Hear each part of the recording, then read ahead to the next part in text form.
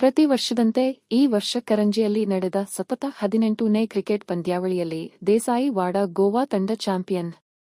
ಜೋಯಿಡಾ ತಾಲೂಕಿನ ಬಜಾರಕುಣಂಗ ಗ್ರಾಮ ಪಂಚಾಯತ ವ್ಯಾಪ್ತಿಯ ಕರಂಜಿಯಲ್ಲಿ ದೀಪಾವಳಿ ಹಬ್ಬದ ಪ್ರಯುಕ್ತ 2 ದಿನಗಳ ಗ್ರಾಮೀಣ ತಂಡಗಳ ಕ್ರಿಕೆಟ್ ಪಂದ್ಯಾವಳಿ ಯಶಸ್ವಿಯಾಗಿ ಸಂಪನ್ನಗೊಂಡಿತು.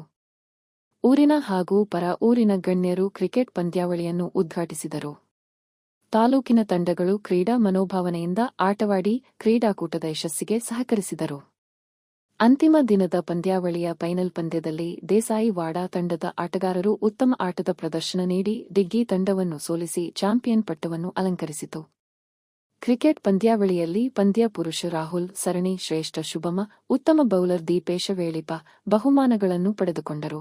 ಚಾಂಪಿಯನ್ ಪಟ್ಟವನ್ನು ಅಲಂಕರಿಸಿದ್ದಕ್ಕೆ ಗ್ರಾಮಸ್ಥರು ಅಭಿನಂದಿಸಿದ್ದಾರೆ. ಕ್ರೀಡಾಕೂಟದಲ್ಲಿ ಮಧ್ಯಾಹ್ನದ ಭೋಜನದ ವ್ಯವಸ್ಥೆಯನ್ನು ಸಂಘಟಕರು ಅಚ್ಚುಕಟ್ಟಾಗಿ ಮಾಡಿದ್ದರು.